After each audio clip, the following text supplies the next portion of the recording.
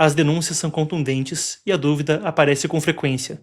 O regime do Partido Comunista Chinês está de fato aprisionando membros da minoria étnica uigur na região de Xinjiang? Há 5 anos atrás, uma repórter do jornal britânico Financial Times coletou testemunhos, depoimentos de pessoas que foram presas pelo regime comunista da China e imagens de satélite que expunham a ampla estrutura de perseguição do regime chinês construída na região de Xinjiang, no oeste, para aprisionar uigures. Essa é uma minoria étnica que vive naquela região, Kashgar, Urumqi e outras cidades de Xinjiang. A estrutura chamada de Campos de Reeducação. Ela foi depois amplamente condenada pela comunidade internacional. Os relatos eram amplos: prisão, tortura, esterilização forçada. Mesmo quando se fala de escolas, mudança de idioma, ou até o Partido Comunista Chinês ampliando a vigilância na região. Um relatório da ONU de 2018 chegou a estimar que mais de 1 milhão de muçulmanos uigures estivessem naqueles campos. Isso era o que se sabia. Agora vem mais algo à tona. Para buscar diminuir a atenção internacional e as condenações, o Partido Comunista Chinês anunciou em 2019 que iria fechar os campos de reeducação e tem afirmado desde então que não tem perseguição acontecendo contra essa minoria étnica. Mas fotos por satélite em uma nova investigação mostram que essa perseguição não diminui, mas se transforma. Com imagens por satélite publicamente consultáveis, documentos governamentais, reportagens da mídia local e relatos de testemunhas, agora essa investigação avalia a área bruta de 579 complexos de prisão em Xinjiang e acompanhou a expansão e fechamento ou uso contínuo de 2011 até o presente. Para resumir, embora muitos campos tenham sido fechados, uma vasta rede de prisões e centros de detenção permanece junto de vigilância generalizada. Ou seja, desmantelaram os campos de trabalho, por um lado, mas as prisões aumentaram, e o que parece ser o fim de repressão, na verdade, só é uma mudança de perfil. Isso é o que diz a investigação. Para entender os detalhes, agora eu converso com Emanuele Coure, cobrindo Eurásia, aqui conosco. Daniel, chama a entrevista.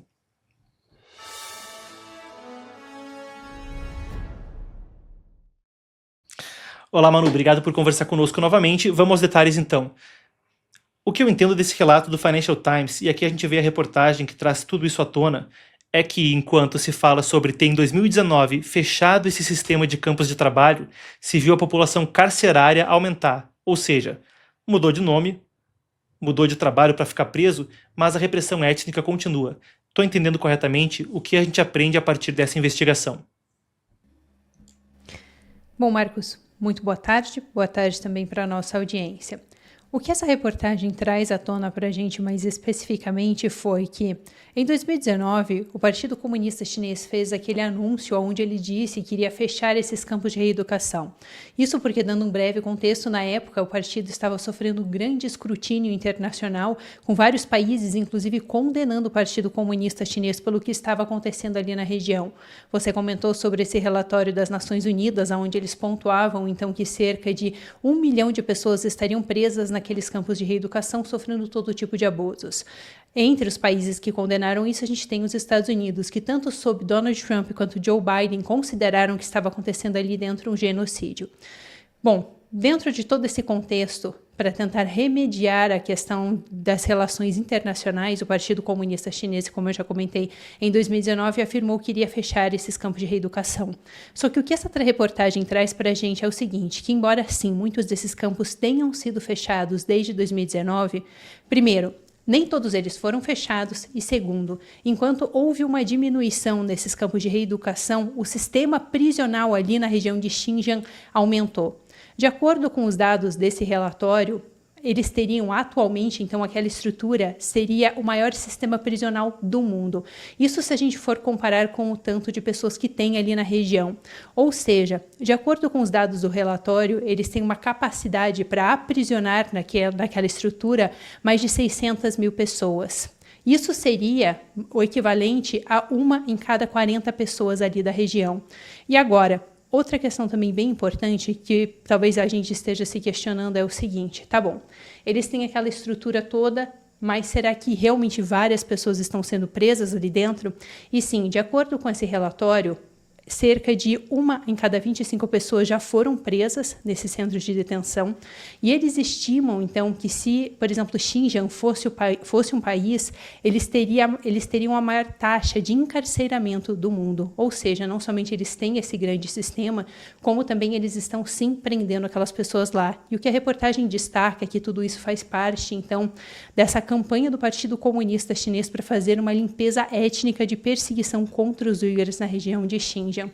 Marco, só para concluir, um relatório de 2018 da Human Rights Watch trouxe à tona que boa parte dessas prisões que acontecem, dessas condenações que acontecem ali em Xinjiang, elas acontecem sem um processo legal, ou seja, muitas dessas pessoas elas são presas sem nenhum tipo de condenação apropriada, muitas delas não são nem mesmo julgadas.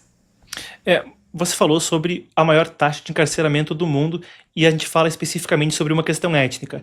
Tipos de denúncias parecidas foram vistas também com mongóis, por exemplo, também com tibetanos, e a China tem mais de 50 etnias e muitas vezes se critica essa questão, mas de forma aprofundada como se vê em Xinjiang com os uigures, não se vê em outras partes. Mas eu quero extrapolar isso, porque por um lado se fala sobre a questão da etnia uigur, por outro lado também existe uma perseguição religiosa, por vezes até com relatos de vítimas, de autoridades do Partido Comunista Chinês indo na casa dessas pessoas para ver que não estejam seguindo sua tradição, seus costumes, sua cultura ou mesmo sua religião. Muitos uigures são também muçulmanos, apesar de que nem todos. Eu quero extrapolar isso para religiões e para outras regiões da China. A gente fala sobre coisas similares acontecendo, por exemplo, com cristãos, praticantes de Falun Gong e outros grupos alvejados. Então explica pra gente como outros grupos podem também ser parte do tipo de cenário que se vê em Xinjiang, mas por toda a China.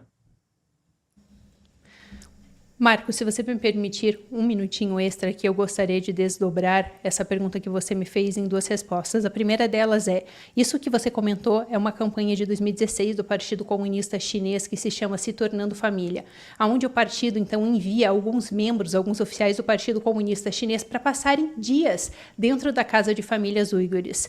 Vale destacar que alguns relatos mostram até mesmo que esses oficiais, eles chegam a ir na casa de alguns uigures, onde os pais daquelas famílias estão em campos de detenção, ou seja, um policial fica ali dentro com apenas a mulher e os filhos. Bom, além disso, dessas denúncias que não somente têm a ver com a questão de uma supervisão da religião, isso também faz parte da estratégia do Partido Comunista Chinês de promover a limpeza étnica. A gente viu isso, chamou bastante atenção algumas semanas atrás, quando foi divulgada uma nova legislação do partido, onde ele vai obrigar agora que todas as crianças que vão para a escola ali na região de Xinjiang somente possam aprender utilizando o mandarim, sendo que boa parte daquelas famílias, elas originalmente falam uigur. Isso acabou gerando, inclusive, alguns problemas muito sérios ali dentro, porque muitas dessas famílias não falam mandarim, então as crianças estão aprendendo em mandarim, e isso acabou gerando problemas até mesmo na comunicação entre os membros da família. Bom, indo agora para a questão da religião, para a gente não ficar se estendendo, sim, Marcos, essa questão tem acontecido com também outras fés perseguidas ali dentro da China, e uma que chamou bastante atenção é a perseguição contra um grupo espiritual conhecido como Falun Gong.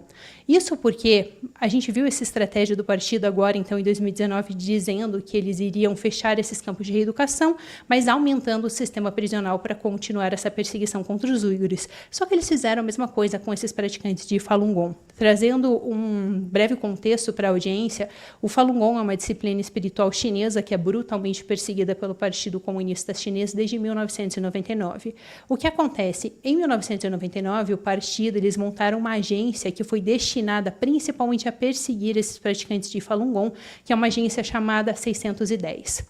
Em 2018, o partido disse então que estaria fechando essa agência 610, muito por conta das condenações e escrutínio que eles estavam sofrendo da comunidade internacional. Só que o que acontece? Essa perseguição não parou e essa agência 610 ela somente foi incorporada ao Ministério de Segurança Pública, que é um órgão do Partido Comunista Chinês que tem promovido grande perseguição ao longo dos últimos anos. Inclusive, podemos citar aquelas delegacias legais de polícia que a Safeguard Defenders, que é uma instituição, trouxe à tona em 2016, que são algumas delegacias legais que o partido implementou em diferentes países. E por que eu trouxe esse exemplo das delegacias? Porque essas delegacias também são coordenadas pelo mesmo órgão agora que está coordenando a a princípio, esse escritório 610, que não existiria, mas seria incorporado para essa agência, ou seja, a perseguição contra esses praticantes de Falun Gong continua, e não somente continua, mas desde 2018, essa revisão das regulações do partido,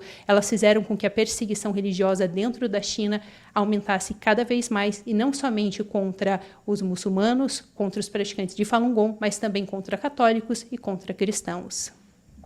Interessantíssimo, importantíssimo. É até interessante quando se compara com os regimes comunistas do passado. O Nikita Khrushchev na União Soviética, depois que Stalin morreu, fazia aquele discurso vazado da reforma e depois se descobriu também coisas aí escabrosas na sequência da ditadura soviética. Manu, muito obrigado então por esclarecer pra gente, importantíssimo, mudança de estrutura, mas a permanência da repressão.